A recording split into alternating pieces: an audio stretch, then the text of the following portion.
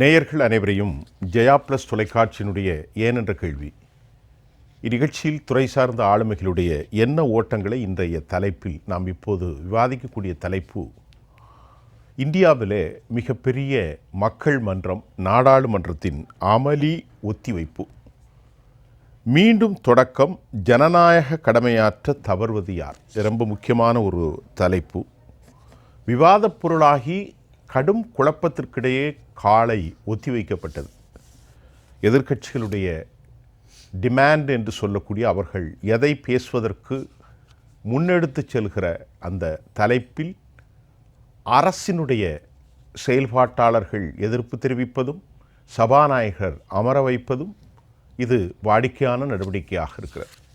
இங்கே அவர்கள் வைக்கிற விவாதம் சிந்தூர் ஆபரேஷன் பாகிஸ்தானுக்கு எதிராக தொடர்ந்த அண்மையில் நடந்த இது குறித்த விவாதிக்க வேண்டும் என்ற வலிமையான கருத்தை அவர்கள் வைக்கின்ற போது அதற்கு மறுப்பு தெரிவித்ததாக ராகுல் காந்தி போன்ற தலைவர்கள் கடும் குற்றச்சாட்டை வைக்கிற நேரத்தில் பாரதிய ஜனதாவுடைய அமைச்சர் கிரண் ரிஜிஜு அப்படி ஒரு நிலை இல்லை, நாங்கள் எல்லாம் விவாதிப்பதற்கு தயாராகவே இருக்கிறோம் என்று சொன்னார்கள். இங்கே ஜனநாயகம் வலிமைப்படுத்த வேண்டிய ஒரு மாபெரும் சக்தி மக்கள் களம். அரசாங்கங்கள் வரும், ஆட்சி தலைவர்கள் வருவார்கள். இன்றைக்கு பாரதிய ஜனதாவின் ஆட்சி இருக்கலாம், நாளை மாறலாம். ஆனாலும் இந்த விவகாரத்தில் ஜனநாயக மாண்புகளையும் சர்வதேச அளவிலான இந்தியாவினுடைய அந்த தொடர்புகள் குறித்தும் பிரதமர் அவர்கள் ஏன் மறுக்க வேண்டும் என்ற கேள்விக்கு ஏன் மறுக்கிறார் என்பதையும், இல்லை இவர்கள் வேண்டுமென்றே குழப்பத்தை ஏற்படுத்துகிறார்களா எதிர்க்கட்சிகள் என்ற கேள்விக்கும் இன்று விவாதமாக அமைக்கப் போகிறோம். நம்மோடு பேசுவதற்காக துக்ளக் வாசகர் குழுவிலிருந்து திரு பத்திரிகையாளர் திரு TDS ரவிச்சந்திரன் அவர்கள் எம்மோடு இணைகிறார். ஐயா வாருங்கள்.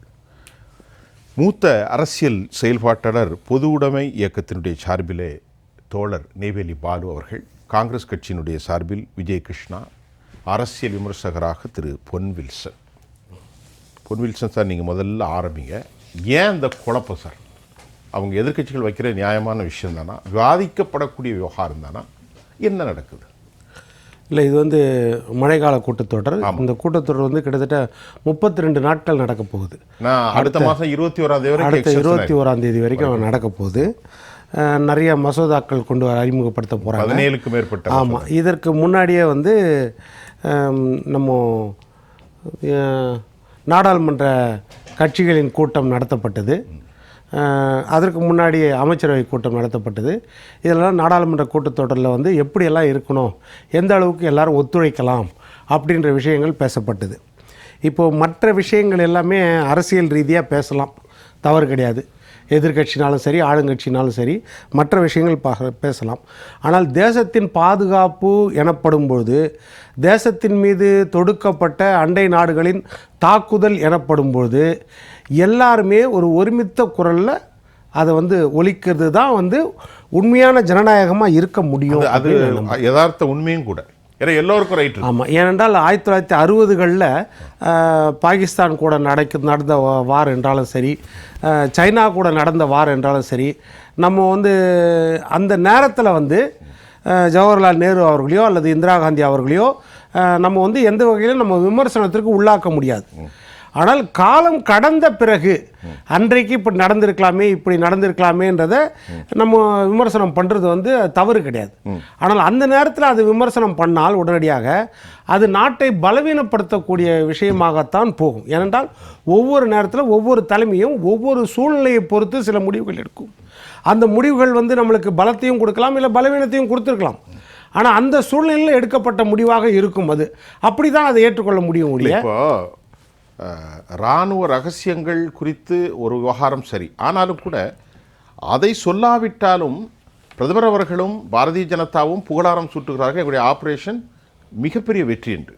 அப்புறம் அந்த வெற்றியை சொல்லலாம் இல்லை? இப்போ நம்ம மற்ற மறைமுகமாக டிப்ளமோசியான விவகாரத்தை பேச வேண்டியதில்லை, இராணுவ செயல்பாடுகள் எல்லாம் மறைக்குத்தான். ஆனால் அந்த வெற்றியாவது நாம் சொல்லலாம் இல்லை, நாங்கள் வெற்றி பெற்றோம், இந்த மாதிரி திட்டங்கள், இதையே மறுக்க வேண்டும் என்று. அதில் 2 விஷயம் நான் முரண்படுறேன். ஒரு வெற்றி எனும்போது அது தனிப்பட்ட ஒரு மோடிக்குரிய வெற்றி கிடையாது, நம்ம பிரதமருக்குரிய வெற்றி கிடையாது, பிஜேபிக்குரிய வெற்றியும் கிடையாது. இந்த தேசத்திற்கான வெற்றி, அவ்வளோதான். அந்த இடத்துல யார் இருந்தாலும் அந்த வெற்றியை நோக்கி தான், தேசத்தின் ஒற்றுமையை நோக்கி, தேசத்தின் மீது உள்ள பற்றை நோக்கி அங்கே பயணிப்பாங்க. ஏன்னா இதில் வந்து 75% த involvement and responsibility is military. 25% தான் அரசாங்கமோ அரசியலோ. ஏனென்றால் அதுக்காகத்தான் இராணுவம் வந்து ஜனாதிபதி கையில் இருக்குது. அப்போ இராணுவத்திற்கிட்ட நம்ம கொடுத்துட்றோம். இந்த தாக்குதல் இப்படி நடந்திருக்குது. இப்போ இதில் கூட முதல்ல அறிக்கை கொடுத்தது என்ன வந்துச்சுன்னா, இராணுவத்திற்கிட்ட கொடுத்துட்டோம். எந்த நேரத்தில் தாக்கணும், எந்தெந்த இடங்களை தாக்கலாம், எந்த அளவுக்கு ஆயுதங்களை பயன்படுத்தலாம், எந்த அளவுக்கு வீரியத்தோடு தாக்கலாம், இதோட பின்விளைவுகள் என்னவாக இருக்கும், எவ்வளோ நாட்கள் தாக்கு பிடிக்க முடியும், இதெல்லாம் கணக்கில் எடுத்துக்க வேண்டியது உங்களுடைய கடமை, உங்களுடைய சுதந்திரம் அப்படின்னு நம்மளுடைய தலைமை தளபதிக்கிட்ட ஒப்படைச்சிட்டு வந்தால் அந்த முதல்ல அறிக்கை வந்துச்சு. அவங்க தான் அது முடிவு எடுத்துக்கிட்டோம். ஏன்னா அவங்களுக்கு தான் அந்த பர்ஃபெக்டாக தெரியும் எதிரி நாட்டுக்குள்ளே எந்தெந்த இடத்துல எந்தெந்த களம் இருக்கிறது அப்படின்னு. அப்போ அவங்க தான் அதை முடிவு எடுக்க முடியும் அப்படின்னா, அப்போ நம்ம இராணுவம் தான் அதில் ரெஸ்பான்சிபிலிட்டி முடிவு எடுக்கிறாங்க. அப்படி இருக்கும்போது நீங்கள் அரசியல் ரீதியாக அந்த வந்து ஏற்றுக்கலாம், என்னென்னு அந்த கிரெடிட்டை ஏற்றுக்கலாம், தவறு கிடையாது. எந்த அரசாங்கமாக இருந்தாலும் எங்களுடைய வெற்றி அப்படின்னு தான் நம்ம ஏற்றுக்க முடியும். ஏனென்றால் 2001 நாடாளுமன்றமே தாக்கப்பட்டது. அப்போ தீவிரவாதிகள் உள்ளே புகுந்து, அதற்கடுத்து 2008 வந்து மும்பையில் மிகப்பெரிய தாக்குதல், எல்லா பக்கமும் தாக்குதல், தாஜ் ஹோட்டல் முதற்கொண்டு 175 பேர் மரணம். அதற்கு பிறகு பார்த்திங்கன்னா 2016 பதான்கோட்டில் விமானப்படை தளம் மீது தாக்குதல், பிறகு 2019 புல்வாமா தாக்குதல். இப்போ இதிலெல்லாம் நம்ம என்ன செய்தோம், பால்கோட்டில் ஸ்ட்ரைக் பண்ணோம், டிஜிட்டல் ஸ்ட்ரைக் பண்ணோம், ஒவ்வொரு முறையும் அந்த மாதிரி நம்ம வந்து ஒவ்வொரு முறையும் பண்ணியிருக்கிறோம். இதுக்கு முன்னாடி கார்கில் போர், ஒரு பெரிய அளவில் கார்கில் போர் கடந்த முறை வந்தது, நம்ம சந்திச்சிருக்கிறோம். ஒவ்வொரு முறையும் எந்த அரசாங்கமாக இருந்தாலும் தமிழ்நாட்டை இந்தியாவை பொறுத்த வரைக்கும் அதை காம்ப்ரமைஸ் பண்ணவே போட மாட்டாங்க. இந்தியா என்றது ஒன்று, இந்தியாவிற்கு பங்கம் என்றால் நாங்கள் எல்லாமே ஓரணியில் நிற்போம் என்பது தான். இப்போ இவங்க எதை இதில் விளக்குனாங்க அப்படின்னா, ஏப்ரல் 12 பகல்காமில் வந்து பைசரானில் தாக்குதல் நடத்தினாங்க. மற்ற தாக்குதல் மாதிரி இல்லாமல் இந்த தாக்குதல் என்ன, வெறும் சுற்றுலா பயணிகளை அதாவது நிறைய கூடுற இடமா கிடையாது, இது வந்து ஒரு ஐசோலேட்டட் பிளேஸாக இருக்கிற மாதிரி இடம், அந்த இடத்த தேர்ந்தெடுத்து பண்ணியிருக்கிறாங்க இந்த தாக்குதல். ரெண்டாவது என்னென்னா, செலக்டட் டார்கெட்டாக நீங்கள் எந்த மதம் அப்படின்ற மாதிரி கேட்டு சுட்டுருக்குறாங்க. அப்போது இது வந்து வேறு மாதிரி, இது மற்றது இல்லாமல். நீங்கள் சொன்னது சம்பவத்தை சொன்னீங்க. இப்போ இது குறித்து நான் என்ன கேட்குறேன்னா, முதல் கட்டமாக சம்பவம் கரெக்டு, ஆனால் இது குறித்து பொது விவாதத்தை மக்கள் பிரதிக்கு வைக்க வேண்டியதில் என்ன தயக்கம் இருக்குது? இதுக்கு அடுத்தது தான் அதான் 7ஆம் தேதி, மே 7ஆம் தேதி மிகப்பெரிய ஸ்ட்ரைக்குக்கு அன்றைக்கி வந்து இந்தியா தயாராகுது. அங்கே தீவிரவாதிகள் முகாம்களில் 9 இடத்துல பர்டிகுலராக போய் தாக்குறாங்க. 9 இடத்துல பவல்பூர், முரிட்கே, சகாம், சியால்கோட், பிம்பர், கோட்லி, குல்பூர், முசாராபாத் அண்ட் முசாராபாத் ஈட்டி. இந்த மொத்த 9 முகாம்லையும் அந்த டெரரிஸ்ட் முகாம் எங்கன்னா லஷ்கர் இ தொய்பா முகாம், ஹிஜ்புல் முகாதீன் முகாம், அதே மாதிரி ஜெய்ஷ் இ முகமது முகாம், இது எல்லாம் தாக்கின பிறகு அந்த மசூத் அசார் 1999 காந்தகார் விமானத்தை கடத்தி IC-814 கடத்தி கொண்டு போய் வச்சுட்டு ஆப்கானிஸ்தானில் நம்மளுடைய அவங்க வந்து பிடிச்சி வச்சுக்கிட்டு நம்ம பயணிகளை அந்த மசூத் அசார்ன்ற ஹார்ட்கோர் டெரரிஸ்ட்டை விடுவிக்கணும்னு சொல்லிட்டு அன்றைக்கி விடுவிச்சுட்டு போனாங்க. அன்றைக்கி ஜஸ்வந்த் சிங்கும் இருந்தார், அப்போது விடுவிச்சுட்டு போனாங்க. அந்த மசூத் அசார் தான் வந்து கந்தஹார் விமானம் கொண்டு போன சம்பவத்தை சொல்கிறீங்க, இப்பவும் சொல்கிறீங்க. இப்போ நான் கேட்பது, இதெல்லாம் சரி, இதை ஏன் அரசாங்கம் மக்கள் மன்றத்தில் இதெல்லாம் நடந்திருக்குன்னு நீங்கள் சொல்கிற மாதிரி அரசு சொல்ல தயக்கம்னு கேட்குறேன். இப்போ பாயிண்ட் தான், இப்போ அதுதான் நான் சொல்கிறேன். என்னன்னா, இதை வந்து ஏற்கனவே அனைத்து கட்சி நாடாளுமன்ற கூட்டத்தில் அந்த தாக்குதல் நடந்த பிறகும் ஆலோசனை நடத்தப்பட்டது, அதற்கு பிறகும் ஆலோசனை நடத்தப்பட்டது. இப்போ அதுதான், இதெல்லாம் வந்து ஏற்கனவே தாக்குதல் நடந்த பிறகு அனைத்து கட்சி கூட்டத்தை கூட்டி சொல்லியிருக்காங்க. ஆமாம், சொல்லியிருக்காங்கல்ல. அதே மாதிரி நம்முடைய இந்தியாவின் வெளியுறவுத்துறை அமைச்சர் ஜெய்சங்கர் மொத்த ஸ்டேட்மெண்ட்டும் கொடுத்துருக்காரு. இந்தியாவின் வெளியுறவுத்துறை செயலாளர் விக்ரம் மிஸ்ரி மொத்த ஸ்டேட்மெண்ட்டும் கொடுத்துருக்காரு. இந்தியாவின் வெளியுறவுத்துறை செய்தி தொடர்பாளர், அங்கீகரிக்கப்பட்ட செய்தி தொடர்பாளர் ரவீந்திர ஜெய்ஸ்வால், அவரும் மொத்த அறிக்கையும் கொடுத்துருக்காரு. இப்போ இவங்க என்ன கேட்குறாங்கன்னா, பர்டிகுலராக இவங்க கேட்குறது வந்து அதுதான் முக்கியம். எதிர்கட்சிகள் கேட்குறது என்னன்னா, இத்தனை விமானம் போயிருச்சாமே அது என்ன, நம்மளுக்கு ஏதோ தோல்வியாமே அது என்ன, அப்புறம் அமெரிக்க அதிபர் ட்ரம்ப் இப்படி 70 தடவை சொல்லிட்டாரே நான் தான் நிறுத்தினேன், இது என்ன, இந்த கேள்வி இது போல கேட்குறாங்க. அப்போ இதெல்லாம் சொல்ல வேண்டிய தேவையில்லைங்கிறீங்க. இப்போ அதை தான் சொல்ல வரேன். இதெல்லாம் சொல்ல வேண்டியது இல்லை. அதாவது ட்ரம்ப் என்னென்ன சொல்றாரு அப்படின்னா, ட்ரம்ப் வந்து கிரீன்லாந்தை காசு கொடுத்து நாங்க வாங்கிடுவோம் அந்த நாட்டை. அவருடைய அதுதான் சொல்றேன். அவர் பேசுறதெல்லாம் சொல்றேன். சொல்ல வேண்டியது. கனடாவை வந்து 56வது மாகாணமா நாங்க இணைச்சிட்டோம். பலஸ்தீன மக்களை அதே மாதிரி ரஷ்யா உக்ரைன் போல நிறுத்திடுவோம் நாங்க. பாலஸ்தீனியம் அமாசியம் இது அமாஸ் போரையும் இஸ்ரேல் போரையும் நாங்க நிறுத்திடுவோம். அது போல இந்தியா போரையும் நாங்க நிறுத்துறது நாங்க தான். அவரு சொல்லிட்டு போயிட்டே இருப்பாரு. ஏன்னா அங்க நடக்கிறது ஜனாதிபதி தேர்தல். நேரடியா ஜனாதிபதி ஸ்டண்ட் அடிப்பாரு. இங்க நடக்கிறது ஜனநாயக முறைப்படி பாராளுமன்ற உறுப்பினர்கள் தேர்தல். அப்போ செய்தித்துறை தொடர்பாளர் தான் பதில் சொல்லணும். அந்த ஜனாதிபதிக்கு உடனடியாக இங்க இருக்கிற பிரதமர் அதுக்கெல்லாம் ஏட்டிக்கு போட்டிக்கு பதில் சொல்லி நிற்கக்கூடாது. விஜய் கிருஷ்ணா சொல்லுங்க. அதாவது வந்து ஃபஸ்ட்டு சார் சொன்னார், சரிங்களா? இல்லை, அவர் ரொம்ப விளக்கமாக எல்லாத்தையும் இல்லை, அதாவது அவர் சொன்னார் என்னென்னா, பஹல்காம் அட்டாக் நடந்ததுக்கப்புறம் high standard of solidarity and யூனிட்டியை மேனிஃபெஸ்ட் பண்ணது காங்கிரஸ் கட்சி, சரிங்களா? இங்கே அரசியலை விட எல்லா விதத்துலேயும் நாடும் நம் நாட்டு ஒற்றுமையும் முக்கியம்னு முதல்ல சொன்னது காங்கிரஸ் கட்சி, சரிங்களா? அதே மாதிரி ஆல் பார்ட்டி மீட்டிங் கூட்டுங்க, ஸ்பெஷல் செஷன் நடத்தணும்னு சொன்னது காங்கிரஸ் கட்சி, சரிங்களா? கடைசியாக பேசும்போது சொன்னார், இதுக்கு முன்னாடி பல இன்சிடென்ட்ஸ்லாம் ஒரு சார் சைட் பண்ணார், கோட் பண்ணார். என்னென்னா, இங்கே எந்த இடத்துலையுமே ட்ரம்ப் அவர்கள் வந்து 24 முறை நான் தான் இந்த போர் நிறுத்தத்தை ஏற்பாடு செஞ்சேன்னு சொல்லலை. இன்னொன்று இவர் வில்சன் சார் சொல்கிற மாதிரி அது ஏனோ தானன் கடந்து போகக்கூடிய விஷயமும் கிடையாது. ஏன்னா இந்தியாவுக்குன்னு ஒரு மிகப்பெரிய லெகசி இருக்குது. பண்டிதர் நேரு அவர்கள் காலத்துலேருந்து இந்த நான் அலைன்மெண்ட் மூவ்மெண்ட்டில் குளோபலாகவே ஒரு பயனரிங் ரோல் ப்ளே பண்ணது பண்டிதர் ஜவஹர்லால் நேரு அவர்கள். அதுவும் இது அன்னை இந்திரா காந்தி அம்மையார் அவர்கள் அதை எடுக்கும் போது, அந்த நான் அலைன்மெண்ட் மூவ்மெண்ட்டோட சேர் பொசிஷன் எடுக்கும்போது குளோபல் எக்ஸ்பர்ட்ஸ் எல்லாம் சொன்னாங்கன்னா right lady at right position at right டைம்னு சொன்னாங்க. அந்த மாதிரி ஒரு லெகசி உள்ள நாட்டில் ட்ரம்ப் அவர்கள் 24 முறை, நீங்கள் இதுக்கு என்ன பதில் சொல்லலைன்னா அப்புறம் இதை நான் அப்படியே கடந்து போவேன்னு நீங்கள் எப்படி சொல்கிறீங்கன்னு எனக்கு தெரியல. இந்தியாவோட லெகசிக்கே இது ஒரு பிளாட், ஒரு கரும்புள்ளி மாதிரி இருக்குது, சரிங்களா? அதுவும் திரு ட்ரம்ப் அவர்கள் இப்போ ரீசெண்டாக 5 ஃபைட்டர் ஜெட்ஸ்ன்னு சொல்லியிருக்காரு, சரிங்களா? அதே மாதிரி இன்னொன்று இந்த விஷயம் சொன்னார், இதில் பாதிக்கப்பட்டது சிவிலியன்ஸ். ஒரு டூரிஸ்ட் பிளேஸில் சிவிலியன்ஸ் அட்டாக் பண்ணாங்க, சரிங்களா? இந்த ஃபஸ்ட்டு என்ன நடந்தது, எப்படி உள்ளே வந்தாங்க, செக்யூரிட்டி லேப்சஸ் இருக்கா, இன்டெலிஜென்ஸ் லேப்சஸ் என்ன, சரிங்களா? அதுக்கப்புறம் ஒரு விஷயத்தை நான் ஆட் பண்ண விரும்புகிறேன். ஏப்ரல் 19ஆம் தேதி பிரதமர் அவர்கள் ஸ்ரீநகர் போக வேண்டியது, அதாவது வந்து வந்தே பாரத் அது கிளைமேட் கண்டிஷன்ஸ்னால கேன்சல் பண்ணாங்க, சரிங்களா? ஏன்னா இப்போ பிரதமர் வரதா இருந்த டைமில் அப்போ எவ்வளோ செக்யூரிட்டி பீஃப்டப்பாக இருந்திருக்கும். அப்போ இந்த விஷயம் நடந்திருக்குன்னா அப்போ இன்டெலிஜென்ஸ் என்ன, அப்போ செக்யூரிட்டி லேப்சஸ் என்ன லெவலில் இருந்திருக்கு, என்ன விஷயம், இதை கேட்கக்கூடாதா? இதை எப்படி ஒரு ஜனநாயகத்தில் நீங்கள் கேட்கக்கூடாதுன்னு சொல்லுவீங்க நீங்கள்? அதே மாதிரி இன்னொரு விஷயம், ஒரு 4 இன்ஸ்டன்ஸில் ரிவிலேஷன்ஸ் நடந்திருக்கு. Serious chief defence staff Anil Chauhan அவர்கள் சொல்லியிருக்காரு இங்கே லாசஸ் இருந்திருக்குன்னு ரெகுலேஷன்ஸ் கொடுத்துருக்காரு. அதே மாதிரி director general of air marshal அவரும் சொல்லியிருக்காரு, சரிங்களா? அதே மாதிரி Shivkumar defence attache to Indonesia அவர் சொல்லியிருக்காரு. அதுக்கப்புறம் முக்கியமான விஷயம் என்னென்னா, deputy chief of army staff அவர் பல ரெகுலேஷன்ஸை கொடுத்துருக்காரு. அதில் முக்கியமான ஒரு சில விஷயங்களை மட்டும் நான் சொல்ல பார்க்குறேன்.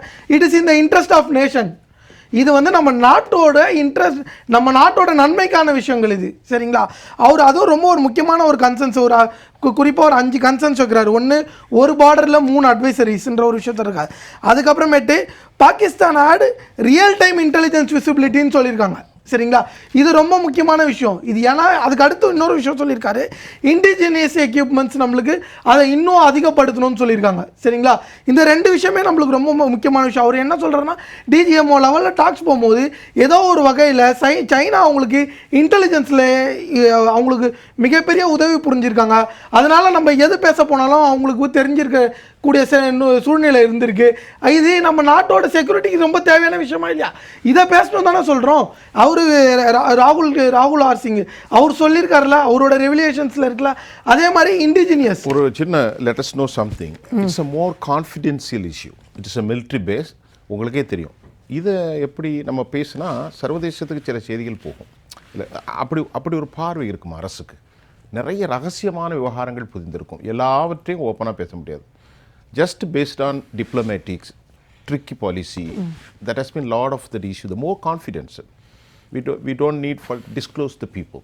பட் அதுக்காகவும் அரசு இந்த இதை போயிருக்கலாம். இல்லை இப்போது என்னன்னா காங்கிரஸ் வந்து இந்தியாவில் 60 ஆண்டு காலமாக ஆட்சி செஞ்ச அரசு. எதை கேட்கணும் எதை கேட்கக்கூடாதுன்னு நல்லாவே தெரியும். சரிங்களா?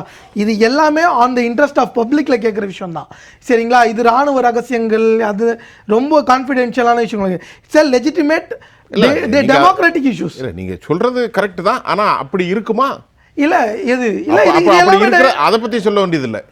இல்ல இது எல்லாமே லெஜிட்டிமேட் டெமோக்ராட்டிக் கன்சர்ன்ஸ். இது எல்லாமே ஜனநாயக கன்சர்ன்ஸ், சட்ட ரீதியான விவகாரம். சட்ட ரீதியான விவகாரம். இதை நீங்க மெயினா வைக்கக்கூடிய டிமாண்ட் என்ன? இப்போ எதிர்க்கட்சிகள் நேற்று உங்களுடைய அந்த ஜூம் மீட்டிங்ல பேசியிருக்காங்க, இந்தியா கூட்டணிகள் 20 பேருமே பேசியிருக்கீங்க.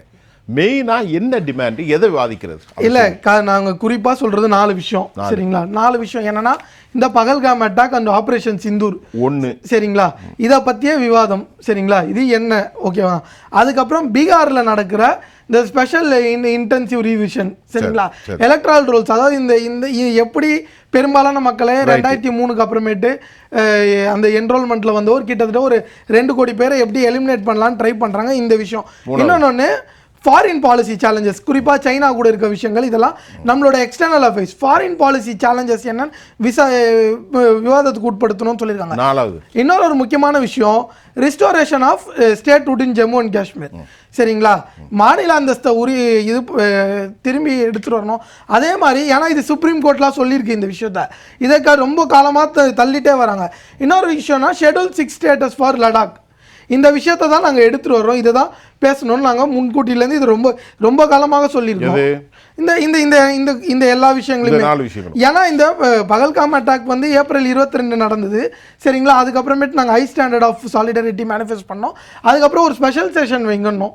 நீங்கள் அதுக்கப்புறம் தள்ளி இவ்வளோ நாள் வச்சுருக்கீங்க. நீங்கள் இந்த இதை எடுத்துகிட்டு வந்து விவாதம் டிஸ்கஷனில் போடுறதுல what is the problem? Discussion பண்றதுல இப்போ அவரை சொல்லுகிற போது ஒரு கருத்தை சொன்னார், அனைத்து கட்சி கூட்டத்தில் எல்லாத்தையுமே சொல்லி இருக்கிறது. இல்ல என்ன சொன்னாங்கன்ற டீட்டெயில் அவர் ரிவீல் பண்ணணும். அனைத்து கட்சி கூட்டங்கள்ல சொன்னாங்கன்னா என்ன சொன்னாங்கன்ற விஷயங்கள் வரணும். ஏன்னா பல விஷயங்கள், பல டெப்தான விஷயங்கள் அதில் விவாதிக்கப்படவே இல்லை. இன்னொரு முக்கியமான விஷயம், பிரைம் மினிஸ்டர் எந்த அனைத்து கட்சி கூட்டத்தை அட்டன் பண்ணாரா?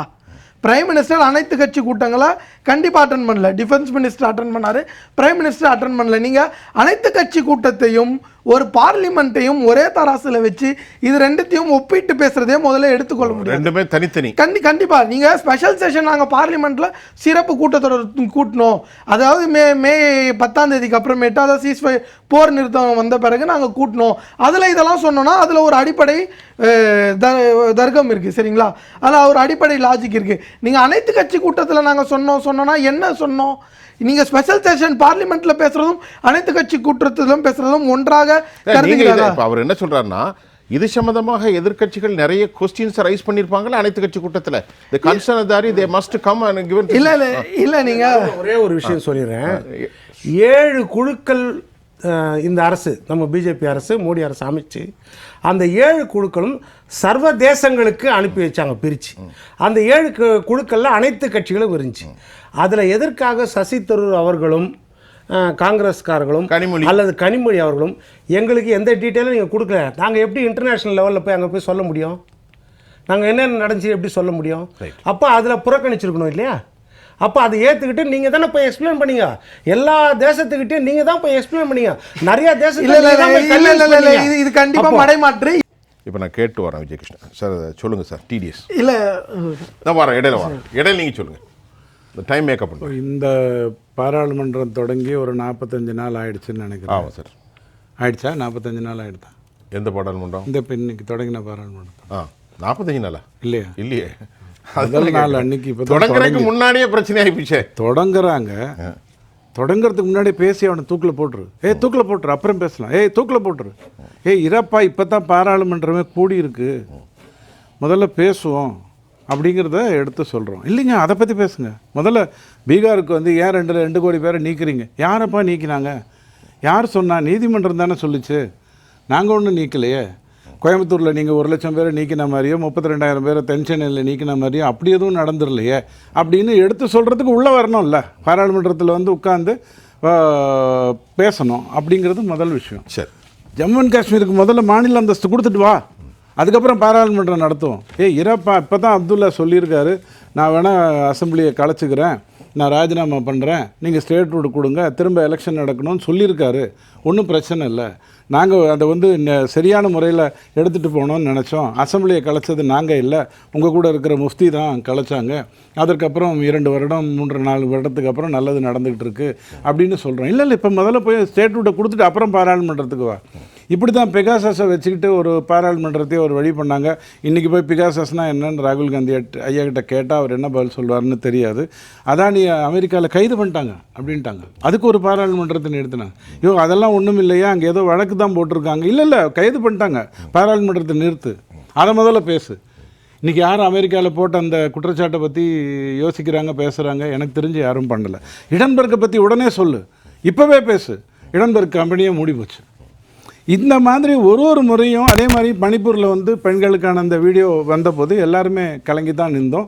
அதை முதல்ல பேசு. இன்றைக்கி குக்கி தான் அங்கே வந்து பிரச்சனையை பண்ணிகிட்டு இருக்கான், மணிப்பூரை பற்றி வாயே திறக்கல. இப்போது நீங்கள் சொன்னதெல்லாம் கரெக்டு தான். அமெரிக்கா ஹிடன்பர்க் விவகாரம், மணிப்பூர் விவகாரம் முக்கியமான விவகாரம். மணிப்பூர் தான் நானே சொல்கிறேன், பேசித்தானே ஆகணும். ஐயோ பேசியிருக்கணும். ஆனால் இன்னைக்கு குக்கி தானே அங்கே தகராறு பண்ணுறான் அந்த மாநிலத்தில். குக்கியோ மேத்தியோ இல்லை, அதுதான் அங்கே தப்பு. அங்கே தான் நீங்கள் எதிர்கட்சியை நல்லா புரிஞ்சுக்கணும். இந்தியாவை இந்த மதம், இந்த சாதி, இந்த குலம், இந்த பின்புலம்னா ஒரு நியாயம், அந்த மதம், அந்த ஜாதி, அந்த பின்புலம்னா ஒரு நியாயம். யார் நியாயம்? மணிப்பூரை பொறுத்த வரைக்கும். அப்புறம் நீங்க நியாயம் தீர்க்கிறா, நீங்க தான் ஆட்சியில் இருக்கீங்க. நீங்க என்ன சாரி, நீங்க பிஜேபி இல்லைங்க, நான் பிஜேபி, இந்திய குடிமகன் எல்லாருமே நாடு நல்லா இருக்கணும்னு நினைக்கிறவங்க. கண்டிப்பா விஜய் கிருஷ்ணா உட்பட அதுல கேள்வி இல்லை. கேள்வி என்னன்னா, மணிப்பூரில் ஒரு போதை வியாபாரம் நடந்துட்டு இருக்குன்னு பேசுகிறோம். இல்லை முதல்ல இப்பயே பேசு. அப்படியே ஓடிக்கிட்டு இருந்தது. இப்போ என்னன்னா, அமர்வே இன்னைக்கு தான் வந்திருக்கு. இவங்க ஆச்சரியம் இல்லை. ராகுல் காந்தி 99 வாங்கி 100 வாங்க முடியாமல் ஒரு பாராளுமன்றம் தொடங்கிச்சா 2024? பாராளுமன்றம் இன்னும் தொடங்கவே இல்லைங்க, இன்னும் கதவே திறக்கல. அதுக்குள்ளே சட்டத்தை எரிச்சிட்டாங்க, சட்டத்தை புதைச்சிட்டாங்க. இந்த இன்டரிம் ஸ்பீக்கர் வந்து சரியாக நியமிக்கலை. இப்போ தான் உள்ளே போயிருக்கோம். 2 பேரை சொல்லியிருக்கீங்க. ஒரு ஆள் 8 முறை தொடர்ந்து ஜெயிச்சிருக்காரு, ஒரு ஆள் 8 முறை ஜெயித்தாலும் தொடர்ந்து ஜெயிக்கலை. இவரை போடுறோம். இல்லை பாராளுமன்றத்தை கொடுத்துட்டீங்க, கான்ஸ்டியூஷனை எரிச்சிட்டீங்க. இந்த மாதிரி அவசர கொடுக்கை மாதிரி எதையாவது பண்ணிக்கிட்டு இருக்கிறதாக இருந்தால், அதில் வேற நாங்கள் தாங்க தேசத்துக்கு பக்கத்தில் இருந்தோம். அந்த நீங்கள் குண்டு போடும்போது கூட இருந்ததே நாங்கள் தான். சசி தரூரை போய் கேட்டால் தெரியும். அவரை ஒன்றுமே சொல்லலை. சசி தரூர் என்ன சொன்னோம், இந்திய பாராளுமன்றத்தினுடைய ஒரு எம்பியாக, ஐயா சில வெளிநாடுகளுக்கு போயிட்டு நீங்கள் பேசிட்டு வாங்க, ஏன்னா உங்களுக்குன்னு ஒரு வெளிநாட்டு இதில் வந்து நல்ல அனுபவம் இருக்குது, நீங்கள் ஒரு டீமை கூட்டிகிட்டு போங்க, அவ்வளோதான். அதை பற்றி வாயை திறக்கலை. அவரை அழைத்தது மிகவும் அற்புதமான விஷயம். எங்களுடைய தலைவர் பதவிக்கு அவர் நின்றார், அவரை தோக்கடிக்கிறதுக்கு எல்லா வேலையும் நாங்கள் செஞ்சோம். இருந்தாலும் அவர் காங்கிரஸில் அற்புதமான மனிதர், அவரை நீங்கள் அழைத்ததில் நான் பெருமைப்படுகிறேன்னு சொன்னால் அது சாலிடாரிட்டி. அமெரிக்காக்கெலாம் நாங்கள் பயந்ததே இல்லை, நீங்கள் தான் பயப்படுறீங்க. பொக்ரானுங்கிறது வாஜ்பாய் ஐயா முதல்ல கொண்டு வரல. பொக்ரானுங்கிறது காங்கிரஸ் ஆட்சி காலத்திலேயே தொடங்கப்பட்டது, ஆனால் அப்படியே மூடப்பட்டது. யார் சொல்லி மூடினாங்க? அமெரிக்காவுக்கு தெரியாமல் அந்த பொக்ரானை கொண்டு வந்ததுங்கிறது அப்துல் கலாம் ஐயாவுடைய சாதனை. பிஜேபி அரசு அந்த இடத்துல இருந்தது. ஆனால் அதே பொக்ரான் அதற்கு சில வருடங்களுக்கு முன்னாடி செயல்பட தொடங்கும் பொழுது காங்கிரஸ் வந்து அதை தடுத்து நிறுத்தியது. யார் சொல்லி நிறுத்தியது? ருஷ்யா சொல்லி நிறுத்தியதா? சீனா சொல்லி நிறுத்தியதா? அமெரிக்கா சொல்லி தானே நிறுத்தியது. எப்போதுமே ஒரு ஒரு ஒரு பொக்ரானுக்கு முன்னாடி ஒரு நியாயம் பின்னாடி ஒரு நியாயம்னு பேசிகிட்டு இருக்கிறதா இருந்தால் நான் எதுவும் பேசுகிறதுக்கு ஒன்றும் இல்லை. இப்போது இந்த பாராளுமன்றம் 21 அமர்வுகளை கொண்டு வைத்திருக்கு. அதில் 15 பில்லை பாஸ் பண்ணுறாங்க. எழுதி வச்சுக்கோங்க, அந்த ஆகஸ்ட் 21 அப்புறம் வர்றாங்க இல்லையா, எம்பிஸ் வருவாங்க இல்லையா, நம்ம தமிழ்நாட்டிலேருந்து போன 22 தெலுங்கை தாய்மொழியாக கொண்டவர்களும் மற்றவர்களும் போயிருக்காங்க இல்லையா, அவங்க வந்துடுவாங்கல்ல. வந்த உடனே பாராளுமன்றத்தில் என்ன பில்ஸ் எல்லாம் பாஸ் பண்ணப்பட்டதுன்னு கேளுங்க. அவங்கக்கிட்ட போய், ஏப்பா அங்கே வந்து கோவாவுடைய அசம்பிளி பற்றி பேசுனாங்களா? அதெல்லாம் எங்களுக்கு தெரியாதுங்க. ஏங்க அவங்க வந்து கோஸ்டல் ஷிப்பிங் பில் ஏதாவது பாஸ் பண்ணாங்களா? அப்படின்னா என்னங்க அர்த்தம்? ஏங்க அவங்க வந்து ஏதாவது நேஷ்னல் ஸ்போர்ட்ஸ் கவர்னன்ஸை பற்றி பில்லை பாஸ் பண்ணாங்களா? ஓ அப்படியா பண்ணாங்களா? என்ன அங்கே நடந்திருக்குன்னே தெரியாது. அந்த பாராளுமன்றத்தில் 15 பில் பாஸ் ஆக போகுதுன்னா அது மாட்டுக்கு தன்னை போல விவாதம் நடத்தி பாஸ் ஆகி கொண்டிருக்கோம். ஆனால் இவங்க கூச்சம் நடத்துவாங்க, குழப்பம் நடத்துவாங்க. மணிப்பூரினுடைய ஜிஎஸ்டி சம்பந்தமாக ஒரு பில் வருது, அதை பற்றி எதுவுமே இன்றைக்கி இல்லை, ஆகஸ்ட் 21 அன்னைக்கு கூட நம்ம எம்பிக்களுக்கு தெரியாது. முடிஞ்சால் பேட்டி எடுத்து பாருங்கள். அவங்க வந்த உடனே அவங்கக்கிட்ட போய், ஏப்பா இந்தியன் ஜன் விஸ்வாசை பற்றி பேசினாங்களே, அதை பற்றி உங்களுக்கு எதாவது தெரியுமா? என்ன ஜன்னா அப்படின்னு அவங்க ஸோ பாராளுமன்றத்தில் என்ன நடக்குதுன்னே யாருக்கும் தெரியாது. ஆனால் அங்கே பில் பாஸ் பண்ணி கொண்டிருக்கு. நாடு வந்து அமிர்த்காலில் அடுத்த 24 வருஷத்தில் எங்கே நிற்கணுமோ அங்கே நிற்க போகிறேங்கிற ஒரு அடிப்படையில் போகுது. 8th பே கமிஷன் பற்றி விவாதிக்க போகிறாங்க. எதை பற்றியும் தெரியாது. வில்சன் ஐயா சொன்ன மாதிரி சிந்தூரை பற்றி உடனே பேசுங்கள், ஆபரேஷன் சிந்தூரை பற்றி இப்போவே பேசுங்கள் அப்படின்னு நீங்கள் சொல்கிறீங்க. பேசுகிறோம்னு சொல்கிறோம். பாராளுமன்றத்தில் மட்டும் அந்த அந்த எதிர்க்கட்சி சார்ந்த இந்தியாவுடைய எம்பிக்கள் வெளிநாட்டில் போய் பேசினாங்களே, அவங்கள கூப்பிட்டு, ஏப்பா நீ வெளில போய் என்ன பேசின, இந்தியாவை பற்றி என்ன பேசின, தெரிஞ்சு பேசுனியா இல்லை சும்மா கொடுத்ததை பேசுனியா? அவங்க சொல்லுவாங்களா மாட்டாங்களா? பாகிஸ்தானுக்கு வைத்து எதிர்வாதம் நீங்கள் ஏதாவது வைத்தீர்களா? என்ன மாதிரியான எதிர்வாதம் வைத்தீங்க? தெரிஞ்சு பேசுனீங்களா, புரிஞ்சு பேசுனீங்களா, இல்லை தெரியாமல் பேசுனீங்களான்னு கேட்டால் அவங்க சொல்லுவாங்களா மாட்டாங்களா? போனதெல்லாம் யார்? ஒரு குடும்பத்தை சார்ந்தவர்கள் போயிட்டு வந்தாங்களா வெளிநாடுகளுக்கு? இல்லை. அல்லது உங்களுக்கு வேண்டிய பத்திரிகையாளர்கள் போயிட்டு வந்தாங்களா? இல்லை. போனது எல்லாமே பாராளுமன்ற எம்பிக்கள், எதிர்கட்சிகள்னு நீங்கள் சேர்த்துக்கோங்க. பாராளுமன்ற எம்பிக்கள் நான் சொல்லிட்டு போகிறேன். அப்போ அவங்க வந்து பேசிட்டு போவாங்க. ஐயா அதை விட்டுருங்க. கனிமொழி அம்மா இங்கேருந்து வெளிநாட்டுக்கு போய் பேசிட்டு வந்தாங்களா இல்லையா? போயிட்டு வந்தாங்கல்ல. எந்த காட்சி ஊடகத்திலாவது கடந்த 2 மாதத்தில் கனிமொழி அம்மா இந்த இடத்துக்கு போனாங்க, இப்படி அற்புதமாக பேசுனாங்க, இந்தியாவுக்கு ஆதரவாக பேசுனாங்க, பாகிஸ்தானுக்கு எதிராக பேசுனாங்கன்னு எந்த ஊடகமாவது இது வரைக்கும் காட்டிச்சா? நீங்கள் பாராளுமன்றத்தை விட்டுருங்க. அது எப்படியும் கூச்சல் குழப்பமாக தான் இருந்துகிட்டு இருக்கும். நல்ல சவுண்டு விடுவாங்க, ஆனால் பாஸ் ஆகிட்டு இருக்கும். இந்தியா நல்லா வளம் பெறுகின்ற நிலைமைக்கு தான் வரும். தமிழ்நாட்டில் இருக்கக்கூடிய காட்சி ஊடகங்கள் கனிமொழி அம்மாட்ட போய், இதை பாருங்க மேடம், நீங்கள் வெளிநாட்டுக்கு போனீங்க, அங்கே இந்தியாவை பாராட்டி என்னென்ன விஷயங்களே பேசுனீங்க, ஏதாவது மைக் கொடுத்து கேட்டாங்களா, பேட்டி எடுத்தாங்களா? பாகிஸ்தானை விமர்சித்தீர்களே, என்ன வார்த்தைகளை சொல்லி விமர்சித்தீர்கள் அப்படின்னு அவங்க கேட்டாங்களா? கேட்டிருக்கிறதுக்கு வாய்ப்பே இல்லை. ஏன் தெரியுமா? இந்தியாவை பாராட்டி பேசினால் இங்க பிரச்சனை, பாகிஸ்தானை விமர்சித்து பேசினால் இங்க பிரச்சனை. அப்ப கனிமொழி அம்மா இங்கிருந்து வெளிநாட்டுக்கு போனது எதுக்கு? பிரச்சனை சார். அப்போ இந்த நிலைமையில நீங்க இருப்பீங்க அப்படின்னு சொன்னால் நல்லா புரிஞ்சுக்கோங்க. பேசுவோம். ஜியோ ஹெரிடேஜை பற்றி ஒரே வரி அங்க சொல்றதை விட இங்க முக்கியமான குற்றச்சாட்டு வச்சிருக்கீங்க. பாகிஸ்தானை விமர்சித்து பேசினால் இங்க பிரச்சனைகள் சாதாரண பிரச்சனை இல்லையா? அதே மாதிரி இந்தியாவை பாராட்டினால் அதை சேர்த்துக்கோங்க. ஏன்னா அதுதானே, இந்தியாக்குள்ள உட்கார்ந்துருக்கோம். எங்கேயோ வடக்குல இருக்கிற ஒரு நாடுன்னு நினைச்சிட்டு இருக்கிற ஒரு கட்சியில இருந்து பேசும்போது நம்ம நேர்மையா அதை பற்றி சொல்லணும். இல்ல, ஜியோ ஹெரிடேஜை பற்றி ஒரு விவாதம் வரப்போகுது, ஒரு பில் வைக்க போறாங்க. ஜியோ ஹெரிடேஜ் என்றால் என்னவென்று கேளுங்கள். கண்டிப்பா இந்த 39 எம்பிக்கு வாயை திறந்து பேச தெரியாது. நெய்வேலி பாலு இந்த 31 நிமிடமும் பல நியாயங்களை நம்முடைய ஆளுமைகள் வைத்திருக்கிறார்கள். நீங்க சொல்லுங்க சார், இன்றைக்கு நடந்த அந்த டிசென்ட் வாய்ஸ், கருத்து மாற்றம், குழப்பம் எப்படி பார்க்குறீங்க? இதுக்கான பின்னணி? இப்போ எனக்கு முன்னால் பேசின ரவிச்சந்திரன் சொன்னது பார்த்தா, இந்த எதிர்கட்சியிலேருந்து போனவன் பூரா முட்டா பயிருங்க, அவங்களுக்கு ஒன்றும் தெரியாது. பார்லிமெண்ட் செஷன் முடிஞ்சு வந்து கேட்டால் அங்கே ஒரு பில் பாஸ் பண்ண அது தெரியாது, எஜுகேஷன் பில் அது தெரியாது. எப்படி? இதுதான் வந்து ரவிச்சந்திரன் வந்து எதிர்கட்சிகளை பற்றி அவருடைய கருத்து ஒன்று. ரெண்டாவது என்னென்னா, அப்படிப்பட்ட முட்டாள்களையும் மூடர்களையும் ஏன் மோடி கவர்மெண்ட் அனுப்புது? அதை பார்க்கணும்ல. இவர் சொல்கிறார்ல, ஒன்றுமே தெரியாது, ஒன்றுமே தெரியாது, ஒன்றுமே தெரியாது. இன்னொன்று சொல்கிறாரு, இது வந்து மோடியை பாராட்டி பேசிட்டா, இந்திய கவர்மெண்ட்டை பாராட்டி பேசிட்டா அப்படியே அவங்களுக்கு இப்போ போயிடுமா? யார் சொன்னால்? கனிமொழி பேசிட்டு வந்த உடனே என்ன பேசுகிறேன்னு நீங்கள் சொன்னாங்க. சசி சேகர் போயிட்டு வந்த பிறகு என்ன பேசுகிறேன்னு சொன்னாங்க. அது மட்டும் இல்லை, எல்லா கட்சிகளும் போவதற்கு முன்னால் நம்முடைய வெளியுறவுத்துறை அமைச்சர் ஜெய்சங்கர் அவங்களுக்கு ப்ரீஃப் பண்ணி தான் அனுப்பினார், சாதாரணமாலாம் அனுப்புகிற. அதைத்தான் அவங்க பேசுகிறாங்க. ஆனால் அங்கே போய் என்ன பேசுகிறேன்னு சொன்னால், இந்த இன்றைக்கி வந்து கேள்வி கேட்குறாங்கல்ல, என்னென்ன செக்யூரிட்டி லேப்ஸ் இருந்ததா, எத்தனை பிளேன் வீழ்த்தப்பட்டது, ட்ரம்ப்னால தான் அது முடிஞ்சுதா இல்லையா, இந்த மாதிரி விஷயங்களெல்லாம் அங்கே பேசுகிறாங்களா? அவங்க பேசலை, அங்கே பேச முடியாது. அவங்களுக்கு கொடுக்கப்பட்ட அந்த ஒரு வேலையை, இன்னும் சொல்ல போனால் அவர்கள் எதிர்க்கட்சியாக இருந்த போதிலும் கூட நம்முடைய இந்தியாவினுடைய பெருமையை, இந்தியா எப்படி வந்து இந்த அட்டாக்கை வந்து எப்படி அவங்க வந்து அதை எதிர்த்து அவங்க போராடினாங்க, சிந்தூர் ஆப்ரேஷனை பற்றியெல்லாம் சிறப்பாகத்தான் பேசினார்கள். ஆனால் ரவிச்சந்திரன் என்ன சொல்கிறாரு? அவங்களுக்கு ஒன்றுமே தெரியாது, 39 பேருக்கும் ஒன்றுமே தெரியாது அப்படின்னு பேசுகிறாரு. ரெண்டாவது, இந்த கேள்வியை பொறுத்தளவில் முதல்ல அடிப்படையான விஷயம், வெளிநாட்டில் போய் பேசும்போது எல்லாருமே அப்படி தான் பேசுவாங்க. இப்போ நம்ம குடும்பத்துக்குள்ளேயே ஒரு சண்டை நடக்குது, அப்போ பங்காளி சண்டை நடக்குது, விட்டு கொடுத்து பேச மாட்டோம் அங்கே போய். ஆனால் எங்கே பேசுவோம்னா, உள்ள வீட்டுக்குள்ளே வந்து வரும்போது தான் பேசுவோம், அதைத்தான் பேசுவோம். இப்போ என்ன பேசுகிறோம்னு சொன்னால், செக்யூரிட்டி லேப்ஸ் இருக்கா அப்படின்னு கேட்டால் அதெல்லாம் பேசக்கூடாது. யார்? எனக்கு சம்மந்தமே இல்லை பொன்வீரசன் சொல்கிறாரு. அதெல்லாம் கேட்கக்கூடாது, அதெல்லாம் சம்மந்தம் இல்லை. ஏன் கேட்கக்கூடாது? நான் சொல்கிறேன். இப்போ அட்டாக் நடந்தப்போ ஒரு அம்மா கதறாங்க, என்னுடைய கணவர் அடிபட்டு கீழே கிடக்கார் ரத்தத்தில், தூக்கிறதுக்கு ஆள் இல்லை, தூக்கிறதுக்கு ஒரு கான்ஸ்டபிள் இல்லைன்னு கத்துறாங்க. ஒரு குதிரையில் வாடகைக்கு குதிரை ஓட்டுற ஒரு பையன் அவ்வளோ பேரை காப்பாற்றி கடைசியில் அந்த குண்டடியில் அவனு செத்து போனான். ஒரு இஸ்லாமிய இளைஞன். சுட்டவனும் இஸ்லாமியர்கள். அதே மாதிரி அவர் மட்டும் சொல்லலை. நேற்று இவங்களே நிர்ணயித்த ஜம்மு காஷ்மீருடைய லெப்டினன்ட் கவர்னர் சொல்கிறாரு, it's a security labs.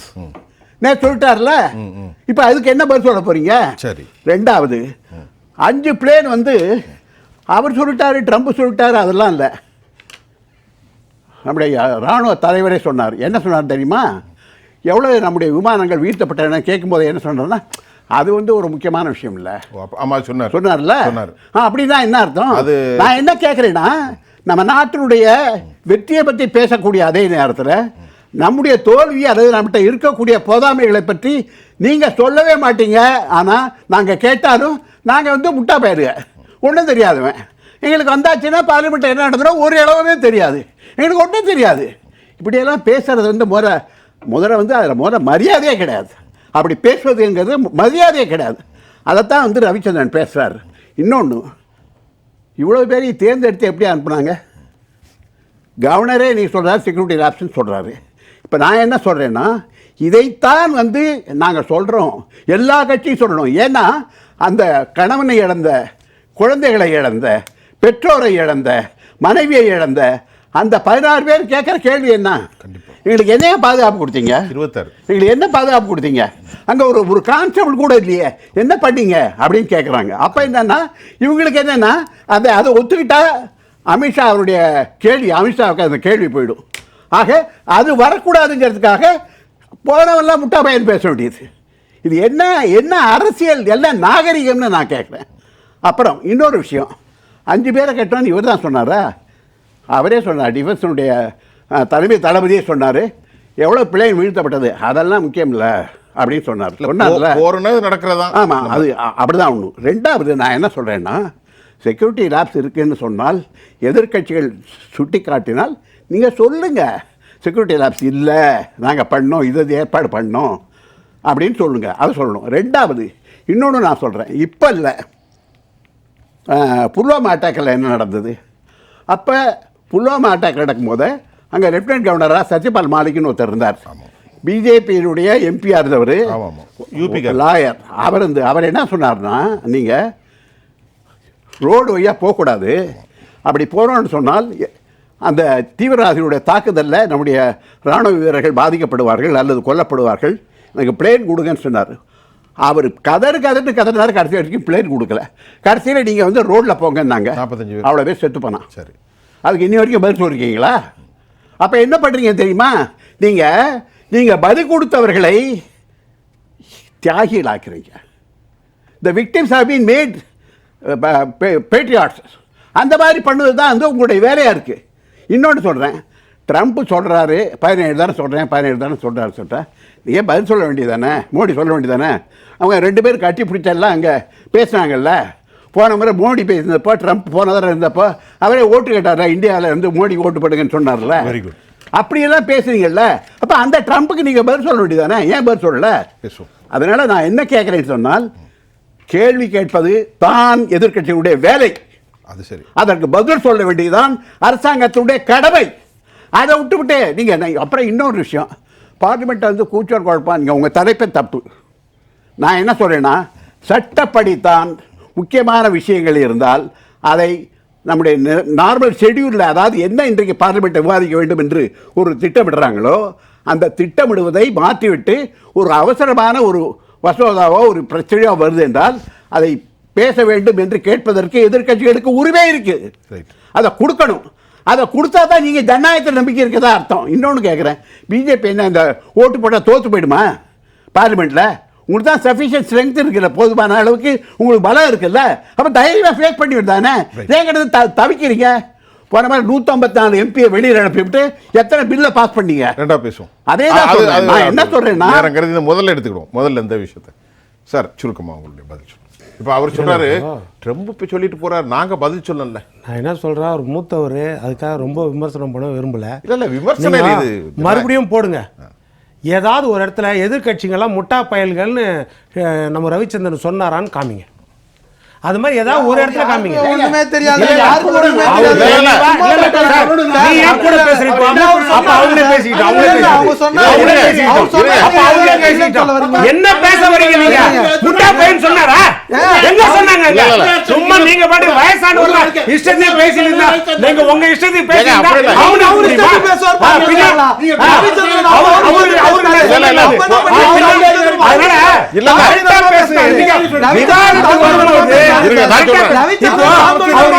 Sasi Tharoor, இப்ப சசி தரூர் சொன்னதை சொல்றேன். இவருக்கு சசி தரூர் மிகப்பெரிய அறிவாளி.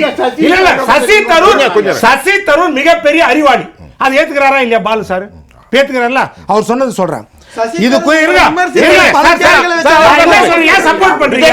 நான் என்ன சொல்றேன், நீங்க நடுவுல பேசுறீங்கன்னா பலவீனம். நீங்களே பேசுறீங்க. நீங்களே பேசுறீங்க. அவர் சொல்லும்போது நான் வந்தனா, நடுவுல வந்தனா, ஏன் டாம்ல பேசுறேன், ஏன் டாம்ல பேசுறேன், வந்திருக்கீங்க நீங்க வந்திருக்கீங்க சார் நடுவுல. என்ன சார் நீங்க எனக்கு கொடுத்திருக்கார் வாய்ப்பு, நீங்க நடுவுல வந்தன்றீங்க. நீங்க நடுவுல வந்து என்ன சொல்றீங்க? என்ன நாகரிகம் நீங்க பேசுறது? சசி தரூர் சொல்றாரு, ஒரு குறிப்பிட்ட அரசியல்வாதி டொனால்ட் ட்ரம்ப் ஏதோ ஒன்றிற்காக பெருமையை பெற விரும்புவதாக நான் இதை பார்க்கிறேன். அவர் விரும்பினால் பெருமையை பெற்றுக்கொள்ளட்டும். பாகிஸ்தானின் நமது பார்வையில் பாகிஸ்தானின் இராணுவ நடவடிக்கைகளுக்காக இயக்குனர் ஜெனரல் DGMO தனது இந்திய பிரதிநிதியை 3:35 பிற்பகல் மணிக்கு அழைத்து கெஞ்சி கேட்டுக்கொண்டதின் பேரில் தான் போர் நிறுத்தம் ஏற்படுத்தப்பட்டது. இது சசி தரூர் ஸ்டேட்மெண்ட். அதே மாதிரி 10ஆம் தேதி போர் நிறுத்தம் செய்த பிறகு 12ஆம் தேதி டிவியில் மோடி அவர்கள் உரையாற்றுகிறார். அவர் சொல்கிற வார்த்தைகளை 22 நிமிட உரை. அதில் சொல்கிறாரு, பாகிஸ்தான் கேட்டுக்கொண்டதால் மட்டுமே சண்டை நிறுத்தம் செய்யப்பட்டது. தெளிவாக சொல்கிறார். அதற்கு பிறகு அடுத்த நாள் மே 13ஆம் தேதி நம்முடைய அங்கீகரிக்கப்பட்ட வெளியுறவுத்துறையின் செய்தி தொடர்பாளர் ஜெய்ஸ்வால் சொல்கிறாரு, காஷ்மீர் பிரச்சனையில் இரு தரப்பில் மட்டும்தான் பேச்சுவார்த்தை, வேறு யாருக்கும் கிடையாது. ஆபரேஷன் சிந்து தொடங்கி நிறுத்தப்படும் வரை இந்தியா அமெரிக்க தலைவர்களிடையே பேச்சு நடந்தன. ஆனால் எந்த இடத்திலும் பேச்சில் வர்த்தகம் பற்றி எதுவுமே குறிப்பிடப்படவில்லை. யார்? அங்கீகரிக்கப்பட்ட வெளியுறவுத்துறை செயலாளர், இந்தியாவின் செயலாளர். அவர் சொல்கிறார். அடுத்தது, அணு ஆயுத நோக்கில் சிந்திக்கவே இல்லை. ட்ரம்ப் சொன்ன மாதிரி பாகிஸ்தானோ நாங்களோ சிந்திக்கவே இல்லை, ரந்தீர் ஜெய்ஸ்வால் சொல்கிறார். அதே மாதிரி அமெரிக்க மத்தியஸ்தம் குறிப்பிடும்போது இந்தியா பாகிஸ்தான் இரு தரப்பிலும் இராணுவ தளபதிகள் பேசிக்கொண்டதுக்கு இணங்க மட்டும்தான் போர் நிறுத்தம் அறிவிக்கப்பட்டது. எல்லாருமே தெளிவா சொல்லிட்டாங்க. அது சில தினங்களுக்கு முன்பு திரும்பி ட்ரம்ப் வந்து உங்களை மிரட்டின தோணியில பேசுறேன், நீங்க வந்து இந்த போரை நிறுத்தினாதான் உங்ககிட்ட நான் ட்ரேட் பண்ணுவேன், இல்லைன்னா இதுக்கு மேல ட்ரேடே கிடையாதுன்னு சொன்னார். அதுக்கு பதில் எங்க பிரதமர் என்ன பதில் சொல்லியிருக்காரு? ஏன் பார்லிமெண்ட்ல பதிவு பண்ண வேண்டியதானே? எதுவுமே எதோ சொல்றீங்க, ஏன் பிரதமர் வந்து பேச வேண்டியதானே சார்? பிரதமர் இது வரைக்கும் எந்த இடத்துல என்ன பதிவு பண்ணிருக்காரு? 24 வாட்டி பேசியிருக்காரு. 24 வாட்டி பேசியிருக்காரு. சரிங்களா? நீங்க 24 வாட்டி பேசினார் சார். என்ன சார் பேசுறாரு? ட்ரம்ப் 24 வாட்டி பேசியிருக்காரு. சொல்லிருக்காரு ஓபாமா வந்து ஊழல் பண்ணி தான் கடந்த முறை ஆட்சிக்கு வந்தாருன்னு சொல்லிருக்காரு. சார் அவங்க நாட்டு விவகாரம் கொடுங்க சார். ஏன் தலையில உங்களுக்கு தலைவர் வந்து ட்ரம்ப் தான். உங்களுக்கு தலைவர் இந்திய பிரதமர் கிடையாது. உங்களுக்கு தலைவர் ட்ரம்ப் தலைவருங்களா? உங்களுக்கு அப்புறம் அமெரிக்க அதிபர் தான் தலைவர். பண்ணல நீங்க எக்ஸ்ட்ரா பாகிஸ்தான் அதிபர் தான் தலைவர். ப்ரொக்யூர் பண்ணனும். இந்தியாவின் பிரச்சனை பேசும்போது உங்களுக்கு ஏத்த மாதிரி பத்தி பேசுங்க. அமெரிக்க தலைவர் எப்படி சொல்றாரு? ரஷ்யா தலைவர் எப்படி சொல்றாரு? நீங்க சொல்றாரு 24 திருப்பி சொல்றாரு சார். என்ன சார் அவுடி இன்சல்ட் பண்ணி நம்ம பிரதமர் பேசுறாரு. என்ன நடந்துருக்கு? நம்ம பிரதமர் அதை பத்தி ஒரு வார்த்தை கூட சொல்லாம சொன்னாரு. அவர் இக்னோர் பண்ணி சொல்றாரு. அவர் இக்னோர் பண்ணி சொல்றாரு. இன்றைக்கு பேரறிவாளனை கட்டி பிடிச்ச மாதிரியா? பேரறிவாளனை கட்டி பிடிச்ச மாதிரியா? பேரறிவாளனை கட்டி பிடிச்ச மாதிரியா? காமராஜர் கேவலமா பேசுனது மாதிரியா? நீங்க சொல்லுங்க. இதெல்லாம் நீங்க சொல்றது சரிங்களா? இப்போ இந்த நீங்க சொல்றது 24 முறை டொனால்ட் ட்ரம்ப் சொல்லி கொண்டிருக்கிறார். நம்ம இதை விட்டுருவோம், இந்த டிசென்ட்டை விட்டு வேற கொஞ்சம் மாற்றுவோம். என்ன பாருங்க, நமக்குள்ள இருக்கக்கூடிய பிரச்சனைகள் that will today or tomorrow it good happen something, அதை விட்டுருங்க. டொனால்ட் ட்ரம்ப் ஏன் இந்தியாவை தொடர்ந்து விமர்சிக்கிறார்? அதுதாங்க சுருக்கமாவே பதில் கேக்குறேன். சொல்லுங்க. இல்ல எனக்கு இருக்கு 10 டொனால்ட் நிமிடம். ட்ரம்ப் ஏன் அதுதான் இங்க கேள்வியா இப்ப வைக்கிறோம். பார்லிமெண்ட் விஷயத்தை விட்டோம். டொனால்ட் ட்ரம்ப் எதுக்கு 24 முறை வந்து நான் தான் இந்த போர் நிறுத்தத்தை அறிவிச்சேன் நீங்க சொல்றதுக்கு முன்னாடி நீங்க சொல்ற மாதிரி 2 நாடுகள் பேசிட்டீங்க பண்றீங்க சரிங்களா? ஏன் அவரு முன்னாடி அப்ப அறிவிக்கிறாரு? அப்போ ஏன் முதல்ல அவர் தானே அவரோட த்ரெட்ல அறிவிக்கிறாரு? இங்க இருக்கவங்களுக்கு முன்னாடி நான் தான் இந்த போர் நிறுத்தத்தை எடுத்துட்டு வந்தேன், நீங்க ஏன் தக்க பதிலளி கொடுக்கல? இப்போ நீங்க சொல்றது ஒரு நிமிஷம் சார், பிரைம் மினிஸ்டர் சொல்லலைங்கிறது ஜனநாயக கருத்து, அதை விட்டுருங்க. அவர் ஏன் வரல, why he didn't forward to disclose everything what was happen, he has to take more response, we accepted, அதில் எந்த டவுட்டும் இல்லை. ஏன் அவர் வரல, அவர் தானே வரணும், ஹீஸ் அ ரெலவென்ட் பர்சன், அதை விட்டுருங்க. இப்போ அதை விட்டு கொஞ்சம் மாற்றி கேட்குறேன். டொனால்ட் ட்ரம்ப் இந்தியாவை ஒரு விவகாரத்தில் இல்லை, வரி டேக்ஸ்லேயே நம்மளை வஞ்சிக்கிறாரு, இந்த விவகாரத்தையும் இந்தியாவை எக்ஸ்ட்ரீமாக போயிட்டுருக்காரு. இந்தியா நாம் வந்து வேறு வித கோலியேஷனில் ரஷ்யாவிலேருந்து பர்ச்சேஸ் பண்ணுறோம். இந்த மாதிரியான சர்வதேச பார்வைகள் இருக்கிறது. நான் சொல்கிறது புரியுதா உங்களுக்கு? இது நமக்குள்ள உள்ள பிரச்சனை, இது டொமஸ்டிக் இஷ்யூ. இது இந்த இன்டர் ஜோன் கான்ஃப்ளிக்ட் வந்து தட் குட் ஹேப்பன், சம்திங் நடக்கலாம், நாளைக்கு நமக்குள்ள இதாயிரும். அதை நம்ம பேசுவோம். ரெண்டாவது சர்ச் இருக்குமா இல்லங்க, நான் திருப்பி கேட்கிறேன். இட்ஸ் இன்ட்ரெஸ்ட் ஆஃப் நேஷன் சரிங்களா? நீங்க சொல்ற மாதிரி கோசோ சொன்ன மாதிரி நேஷன் வாண்ட்ஸ் டு, ஆமா நேஷன் வாண்ட்ஸ் டு நோன்னு நீங்க வச்சுக்கோங்க சரிங்களா? உங்க பாஷையிலே நான் சொல்றேன் உங்களுக்கு சரிங்களா? என்னன்னா இவங்க பேசுறது இந்த இன்ட்ரெஸ்ட் ஆஃப் பர்டிகுலர் கவர்மெண்ட், நான் பேசுறது இந்த இன்ட்ரெஸ்ட் ஆஃப் நேஷன், இந்த கண்ட்ரி சரிங்களா? ஏங்க நீங்க ட்ரம்ப் திருப்பி வந்து பேசுறாரு, நீங்க எதுவுமே அதுக்கு கண்டுக்கவே மாட்டோம், நாங்க அதை போற போக்குல கடந்து போவோன்றது, இது முதல்ல இந்த நாட்டு மீதி தான் உங்களுக்கு உள்ள அக்கறையா? அப்ப என்ன நடந்தது? நீங்க சொல்ற எல்லா விஷயங்களையுமே முன்னிறுத்தி நான் வைக்கிறேன். சில மாதங்களுக்கு முன்பு ட்ரம்ப் ப்ரெஷர் பண்ணி அமெரிக்காலேருந்து நீங்கள் எக்ஸ்ட்ரா ஆர்டிலரிஸை ப்ரொக்யூர் பண்ணணும்னு சொல்கிறாரு. ட்ரேட் வார் மூலியமா வராரு. நீங்கள் இவ்வளோ ஃப்ரெண்ட்ஸ்ன்றீங்க, ட்ரேட் வார் மூலியமா உங்களை ப்ரெஷர் பண்ணுறாரு. இன்னைக்கு நான் உங்ககிட்ட நோ ட்ரேடுன்னு சொல்லியிருக்காரு. சரி, அப்போ இதுக்கெல்லாம் இதெல்லாம் என்ன? அப்போ இதோட கனெக்ஷன் பாயிண்ட் என்னன்ற கேள்வி தான் நான் கேட்குறேன் சரிங்களா? நீங்கள் எதுவுமே நீங்கள் சொல்ல மாட்டோம், நாங்கள் அதை அப்படியே கடந்து போகணும், இதெல்லாம் கடந்து போகிற விஷயமும் கிடையாது, அதை ஏற்றுக்க முடியாது. இன்னொரு விஷயம் டிடிஎஸ் அவர்கள் பேசும்போது சொன்னார், அதாவது இந்தியாவை அப்படின்லாம் ஏதோ சொன்னார், ஆர்எஸ்எஸ் இந்தியாவோட அரசியலமைப்பு சட்டத்தையும் ஏத்துக்காது சரிங்களா? இல்ல அவர் சொன்னதுக்கு நான் இங்க பதிவு பண்ணணும். இன்னொரு விஷயம் அவர் சொன்னாரு, இங்க திடீர்னு யாரும் வந்துட்டு சரிங்களா நீங்க உடனே இதை நடத்துங்கன்னு சொல்ல, எல்லாம் அட்ஜென்ட்மெண்ட் மோஷன் கிளைம் பண்ணிருக்காங்க சரிங்களா? அட்ஜென்ட்மெண்ட் மோஷன் சொல்லியிருக்காங்க, இதை விவாதத்தை நடத்தணும்னு சொல்லியிருக்காங்க. இன்னொன்று முக்கியமான பிரச்சனைகளுக்கு, நாட்டோட சேஃப்டி பத்தின பிரச்சனைகளுக்கு நீங்க முன்னுரிமை கொடுத்து நடத்தணும். இன்னொன்று பல இஷ்யூங்களை சொன்னாங்க. நீங்க இத்தனை வாட்டி இவ்வளவு போராட்டம் பண்ணியிருக்கோம், எத்தனை டிபேட், நீங்க எத்தனை வாட்டி பார்லிமெண்ட்ல அதானியை பத்தி பேசுனீங்க, எத்தனை வாட்டி இண்டன்பர்க பத்தி பேசிருக்கீங்க, எத்தனை வாட்டி சார் மணிப்பூருக்கு என்ன சார் ஆக்ஷன் எடுத்தீங்க? இத்தனை வருஷமா பத்தி எரிதே மணிப்பூர் என்ன ஆக்ஷன் எடுத்தீங்க? உங்க இஷ்டத்துல உங்க அரசியல் நிலைப்பாட்டுக்கு ஏற்ற மாதிரி, உங்க சௌரியத்துக்கு ஏற்ற மாதிரி நீங்க பிரசிடென்ட் ரூல் எடுத்துட்டு வருவீங்க, கவர்னர் ரூல் எடுத்துட்டு வருவீங்க, உங்க இஷ்டத்துல அதை தானே பண்ணுவீங்க. இன்னொன்னு ஏதோ எம்பிக்கள் எல்லாம் சும்மா போயிட்டு தயவு செஞ்சு இல்ல நீங்க எம்பிக்கள் என்ன பண்றாங்க நீங்க பாருங்க, உங்க கண்ணை மூடிக்காதீங்க. எல்லாருமே எல்லா விஷயத்துலயுமே இன்வால்வ் ஆயிருக்காங்க. நீங்க செலக்டிவ் இக்னரன்ஸா உங்க கண்ணை முடிப்பீங்கன்னா அது உங்க எம்பிக்கள் வேணா அப்படி இருக்கலாம், இங்க யாரும் அப்படி கிடையாது. வாஜ்பாய் ஐயா பல வருஷத்துக்கு முன்னாடி சொன்னதை ஞாபகப்படுத்துகிறேன். பாகிஸ்தானோட ஏன் நீங்கள் பேசுகிறதில்ல, ஏன் பேச்சுவார்த்தைக்கு போக மாட்டேங்கிறீங்கன்னு கேட்டபோது, என்னுடைய நாட்டின் ஒரு பிடி மண்ணை அவன் ஆக்கிரமிக்கும் வரை அவனோடு நான் பேச மாட்டேன். அதைத்தான் இன்றைக்கி நம்ம திரும்ப சொல்லிக்கிட்டு இருக்கோம். ஆனால் பாம்பேயில் நடந்த தாஜ் விஷயம் நடந்தபோது என்ன நடந்தது, நம்ம எப்படி அதுக்கு ரிட்டாரியேட் பண்ணோங்கிறதெல்லாம் எல்லாருக்கும் தெரியும். எல்ஜி சொன்ன விஷயம் சரிங்களா, இங்க உள்ள வந்து சரிங்களா இந்த தீவிரவாத செயலை செஞ்சுட்டு போனாங்களா, அவங்களை இன்னி வரைக்கும் பிடிச்சிருக்கீங்களா? நீங்க அது இன்னைக்கு இருக்கிற பிரதமர் அவர்கள் வந்து அரசியல் செஞ்சாரு, பிரஸ் மீட் கொடுத்தாரு, பேப்பர்ல விளம்பரம் கொடுத்தாங்க. இன்னைக்கு அந்த மாதிரி ஏதாவது ஒரு செயல் நடந்திருக்கா? அப்போ நீங்க யாரோ ஒரு 7 பேரை காட்டிட்டு இவங்க தான் கொன்னாங்க, அந்த பேடித்தனத்தை இவங்க தான் செஞ்சாங்கன்னு காட்டுற வழக்கம் நம்மக்கிட்ட இல்லை. அவன் எந்த அமைப்பை சேர்ந்தவன்னு பார்த்துட்டு அந்த அமைப்பை தூக்குற வேலையை தான் நம்ம பண்ணோம். உதாரணத்துக்கு பேட்டரியை பற்றி நாங்கள் கவலைப்படலை, பேட்டரியை வாங்கி கொடுத்தவனை பற்றி தூக்கி போட்டு ரெடி பண்ணோம். அப்படிங்கிற அடிப்படையில் நான் பதில் சொல்ல விரும்புகிறேன். எல்ஜி சொல்கிறாரு வந்து இது இல்லை, லேப்சஸ் இருந்தது. அந்த லேப்சஸ் இருந்ததுன்னு சொல்லும்போது எல்ஜி தான், ஸோ அவர் வந்து சொல்லும் பொழுது கூடவே ஒரு வார்த்தையை சொல்றாரு. ஸ்டேட் கவர்மெண்ட் வந்து இந்த இப்போ இதை பொறுத்த வரைக்கும், பாதுகாப்பை பொறுத்த வரைக்கும் இப்படி ஒரு நிலைமை இருக்குங்கிறத எடுத்து சொல்லலை அப்படிங்கிறத வந்து அவர் கூடவே சொல்லியிருக்கார். இது ஒரு தீ விபத்து நடந்ததுன்னா அதுக்கு காரணங்கள் 10 இருக்கும். அதுக்கப்புறம் என்ன பண்ணுறோம் அப்படிங்கிறது தான் அந்த இடத்துல முக்கியம். வெளிநாட்டில் போய் இல்லை இதில் வந்து செக்யூரிட்டி ஃபுல்லாகவே வந்து சென்ட்ரல் இருக்கும்போது ஸ்டேட்டுடைய பங்கு என்ன? இந்த பாருங்க, இல்ல, ஒரு கேள்வி. ஸ்டேட்டில் ஒரு அசம்பிளின்னு ஒன்று இருக்குது. இப்போ பாண்டிச்சேரிக்கு போனீங்கன்னா அங்கே ஒரு எல்ஜி இருக்காரு, அங்கே ஒரு அசம்பிளி இருக்குது. அசம்பிளி இருக்கு. அசம்பிளியிலேருந்து என்னென்ன ரூல்ஸ் வரணுங்கிறது ஒன்று இருக்குது, எல்ஜி என்ன எடுக்கணுங்கிறது ஒன்று இருக்குது. ஏன்னா ஜனநாயகம் இந்த நாட்டில் இப்போ நடந்துட்டு இருக்கு. 99 முறை ஆட்சியை கலைத்த கேவலமான அரசு இல்லை இது. அப்படிங்கிற அடிப்படையிலேருந்து பாருங்கள். அடுத்த கேள்வி எங்கே வரும்னா, வெளிநாட்டில் போயெல்லாம் எங்கால் தப்பாக பேச மாட்டான், கரெக்டாக தான் பேசுவான். ராகுல் காந்தி ஐயா லீடர் ஆஃப் அப்போசிஷன் வெளிநாட்டில் போய் பேசிட்டு வந்தார். இந்த சிக்குக்கெல்லாம் பாதுகாப்பே இல்லை, இந்த நாட்டில் மக்களுக்கு பாதுகாப்பே இல்லை. யார் போய் பேசினா? ராகுல் காந்தி என்கின்ற ஒரு காங்கிரஸ் தலைவர் அல்ல, லீடர் ஆஃப் அப்போசிஷன் போய் வெளிநாட்டில் பேசினார்.